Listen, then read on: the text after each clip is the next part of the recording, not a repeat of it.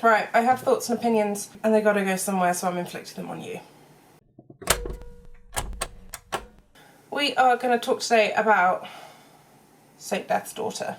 This is going to be a book review around just a space where I get to offload all the thoughts that this book inflicted on me.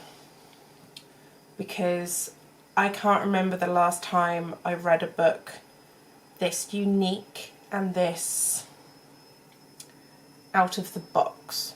So let's talk about it. Basics first. It's Saint Death's Daughter by C.S.E. Cooney. It is a very long book. My copy is 640 pages. It took me a long time to read, but it was so worth it. I touched on some of these things in the library reading vlog that I did. I don't know if that's out yet. It's either out before this video or after it. This book was very good.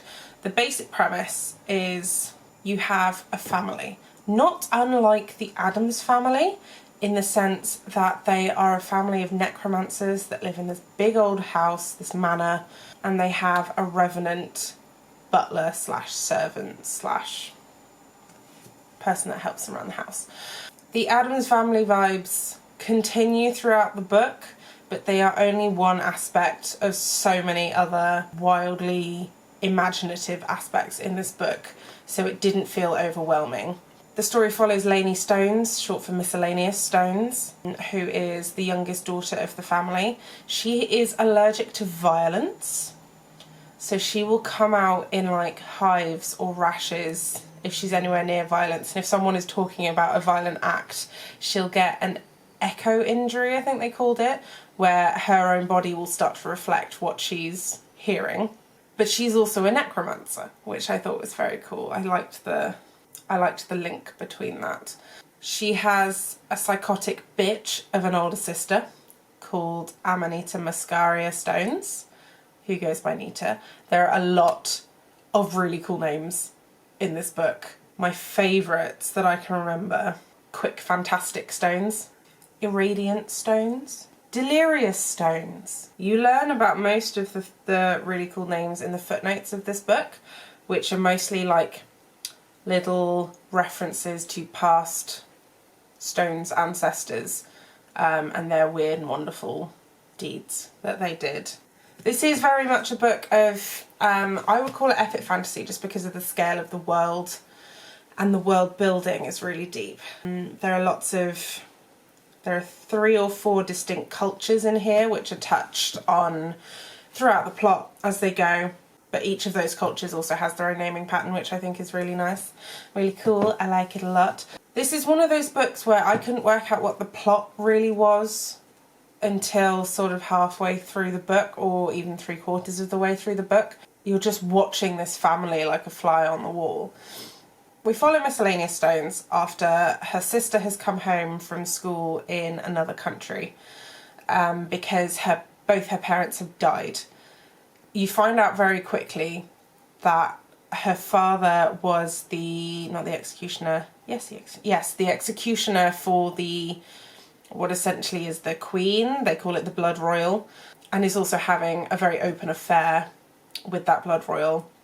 He's killed in the line of duty because he executes someone who didn't want to be executed.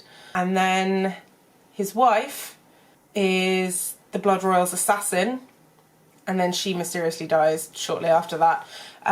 The way that death is handled in this book is really interesting as well, because it doesn't necessarily hold the same taboo that it does in real life. I think because they are necromancers mainly, but also anyone that's not a necromancer, it also handles death a little bit differently. Like, it's kind of a given that people are going to die in horrible and weird ways, because it is always weird. It's never just they just passed peacefully in their bed. No, they got hung out a window and their eyes were pecked out by crows or something. It's something always really weird, which is where that ties back into the Addams Family theme. There is also like a really strong theme of bird magic in this book, and it doesn't just stick to one culture. And I don't feel like that was explored as strongly as I might have liked in this book. And I think there's a sequel. On Storygraph, it's listed as #1, but I can't find any evidence of a sequel online, so I'm wondering if it's just a long way off or something like that. I hope there is a sequel because there's room for it at the end. This book takes place over a number of years as well. It is written in sections and it skips time every section. It doesn't pull any punches. The characters are all weird and wonderful and so different. There's a strong theme of found family, strong themes of religion throughout, because even though there's a number of cultures, they all acknowledge the same 12 gods, which I found interesting.